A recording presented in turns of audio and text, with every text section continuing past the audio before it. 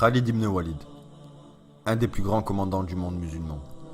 Il réussit l'exploit de soumettre les deux superpuissances de son époque, les Perses et les Byzantins. Il est parfois considéré comme l'un des plus grands stratèges militaires de l'histoire, si ce n'est le plus grand selon certains historiens. Né à la Mecque en Arabie en 593 après Jésus-Christ, il appartient au plus respectable des clans des Quraysh, les Bani Marzoum. Son père était connu pour son éloquence et sa bravoure dans toute l'Arabie. En 610 après Jésus-Christ, Mohammed ibn Abdallah annonce qu'il est envoyé par Dieu pour appeler les gens au monothéisme. Khalid, alors âgé d'une trentaine d'années, n'embrasse pas l'islam directement. Il préfère rester fidèle à la position de son père, qui, comme la plupart des nobles de Quraysh, est très hostile à la nouvelle religion. 12 ans plus tard, en 622, face aux persécutions de plus en plus violentes de la part des Mécois, les musulmans sont obligés de fuir dans la ville de Médine. Cette émigration est appelée la Hijra. Médine devient alors une cité-État gérée par le prophète Mohammed.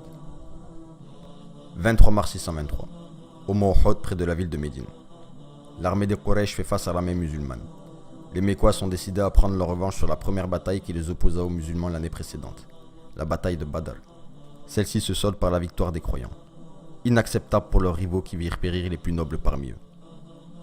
Khalid ne participe pas à la bataille de Badr, mais il se tient face à l'armée musulmane à Uhud en tant que commandant de la cavalerie de l'armée mécoise.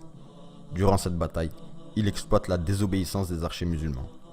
Ceux-ci, postés sur le mont Uhud afin d'éviter que l'armée musulmane soit prise à revers, ont pour ordre de ne pas quitter leur position jusqu'à nouvel ordre.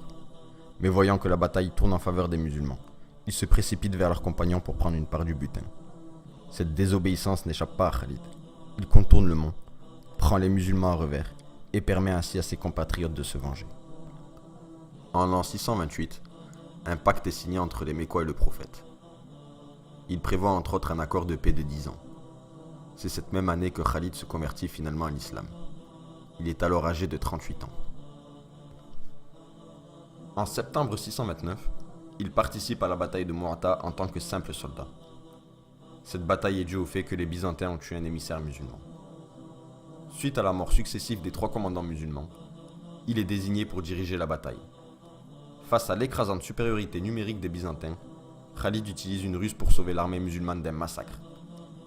Il feint d'avoir reçu des renforts en ordonnant à sa cavalerie de soulever autant de poussière que possible à l'arrière de son armée, et en inversant l'aile gauche de l'armée musulmane avec son aile droite, son avant-garde avec son arrière-garde, équipée de nouveaux étendards. Les Byzantins croient voir de nouveaux soldats devant eux.